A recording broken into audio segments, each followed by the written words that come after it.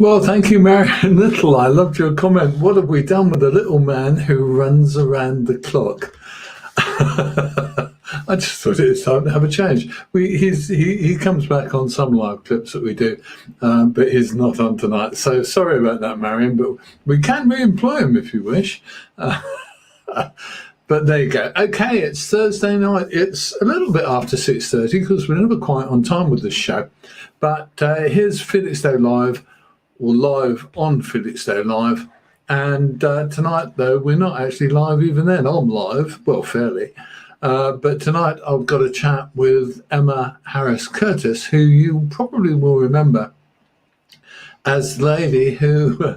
I'm sorry, I've got another message from Marion. Got to say thank you. Oh, I'm glad. I'm glad you like it. Okay, we'll try and re-employ him, Marion. So we've got another update from Emma Harris Curtis, who is the lady who really got behind the issues with the White Horse Public House after the mighty pub chain, that's Punch Pubs, put in a planning application to turn it into a store, a convenience store, and a pair of bungalows. Obviously a jolly good earner and worth much more than selling the pub would be, we think, and that's kind of the reasoning behind it. But the end of the consultation period has now arrived, and I wanted to just check with Emma to see what was currently happening on that front, because it's going to be easy to kind of forget about it. Personally, I'm going to try and stop us all forgetting about it, and we'll see where we go. So tonight's interview with Emma is in two bits, mainly because I didn't keep an eye on the clock and I went over the limit for pre-recorded interviews. So the interview is coming to you in two pieces. I will pop up in the middle of it, so I'll see you shortly. But here's the start of the interview, the start of the chat that Emma and I had a little bit earlier this evening.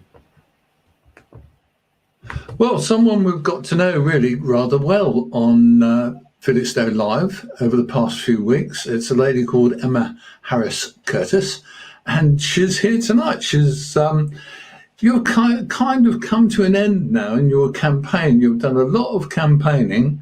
You've worked really hard, and some other people have joined together with you, haven't they? And kept the pot boiling, if you like.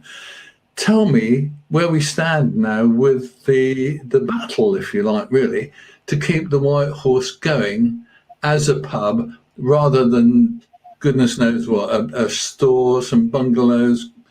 Tell me about it, Emma.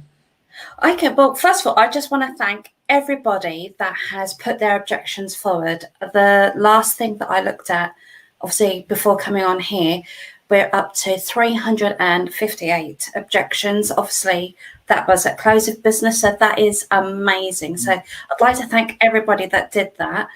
In regards to where we're at now, obviously, behind the scenes, there is a little group, well, I say little group, amazing group, called the White Horse Association group.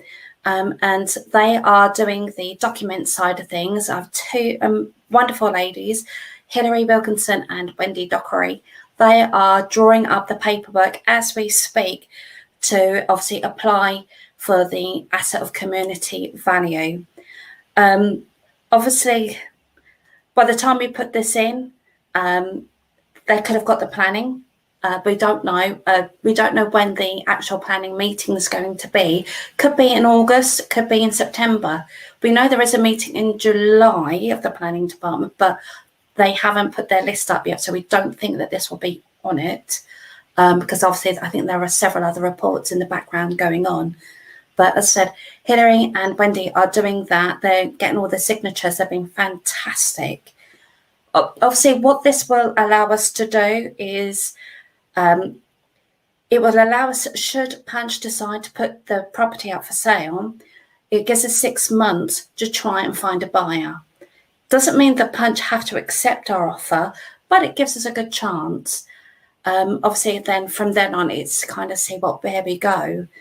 So we've done really well. The submissions themselves have been fabulous. Obviously, the recent one from the Spa Shop, that's been really good, because obviously they're going to have it hit really hard. It's going to affect their footfall, along with Michael's the butchers. It's going to affect their, if it gets the go ahead. I can't get my words out again today. If it does get the go ahead, obviously it's going to affect their businesses massively, with potential loss of jobs. The one thing in the favour for the spa shop is the post office, which obviously the document that I got sent and I posted on the Facebook website obviously tells them how, they haven't actually taken that into consideration, and they've asked the planning department to actually reject the offer because they need to take that into consideration, because obviously the post office, again, is something great for the community, and our little community in Old Felixstowe can't afford to lose that. It's invaluable. And there we go for the first part, but now we've got the second part. The problem was, of course, that I did something silly and overran the time allowance, but such is life. Here we are with part 2 of my chat with Emma. One of the things that got to me when I read that particular piece was the fact that if the spa shop went or had to reduce or did something, then losing the post office, that would be a huge loss to that area. You're not just talking about the pub, you're talking about the potential for the post office, you're talking about the potential for other shops to go as well, aren't you? So the whole thing is kind of a big jumble, and these people at Punch seem to not be interested in the community in any way, really. They're only after the money.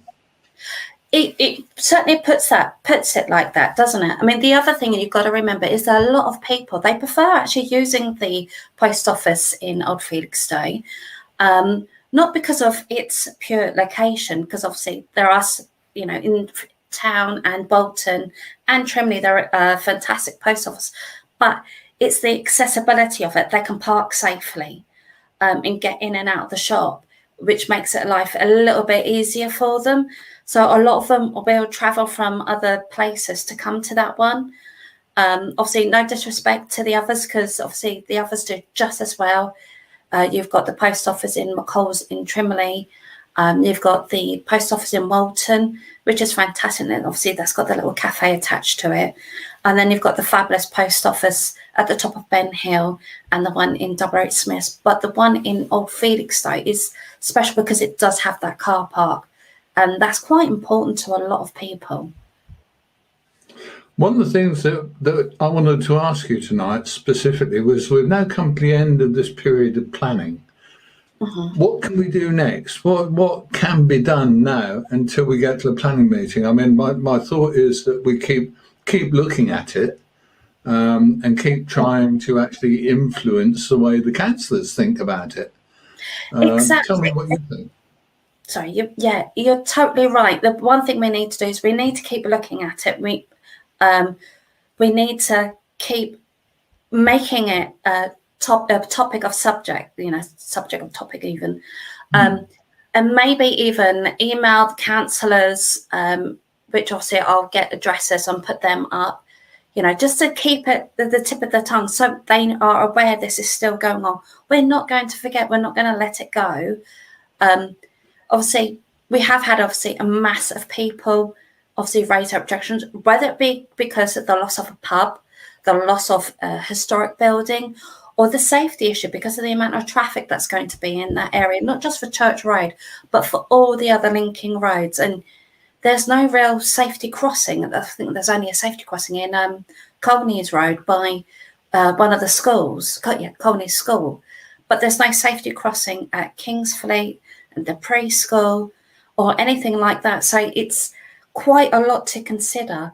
I know, obviously, I've had many discussions with lots of people. Obviously, one of the things we were talking about was that the traffic, the journeys of the multiple vehicles that will go, because it won't be just the one daily delivery that shop will have. It'll be the delivery from the bakery, Warburton's. There'll be delivery from the milk people, Cravendale and all that.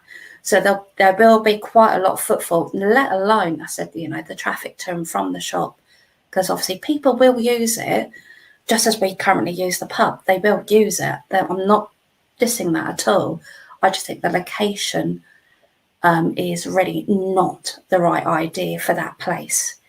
But yeah, so we're just going to carry on. We're going to keep flooding it. We're going to keep, sending emails to the councillors. They're probably going to get fed up with me.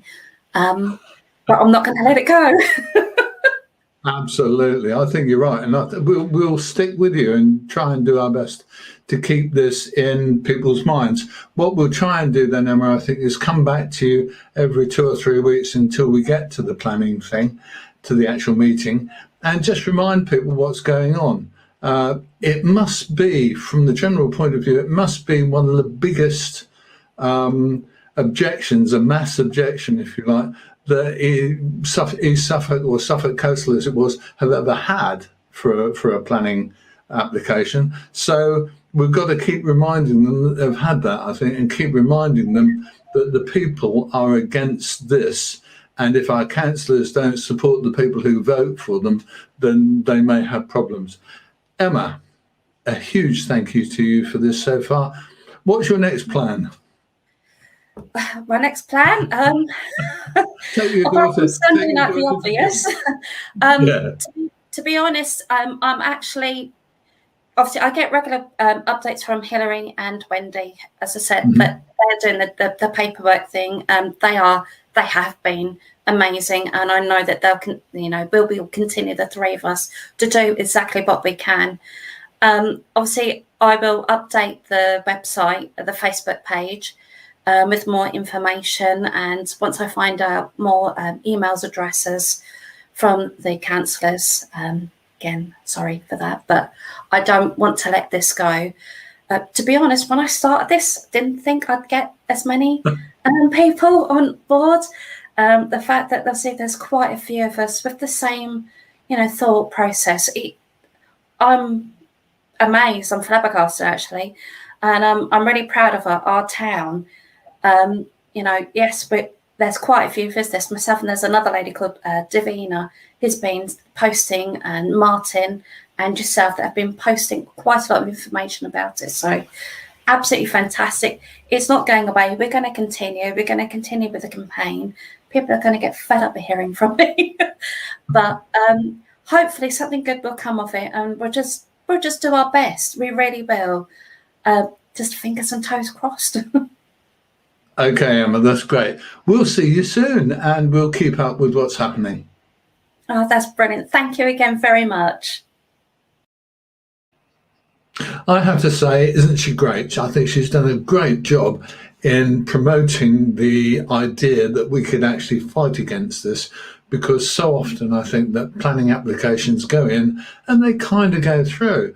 Sometimes they don't, sometimes they do, but in reality, where people feel strongly enough, it at least makes the planners stop and think and maybe act on our behalf.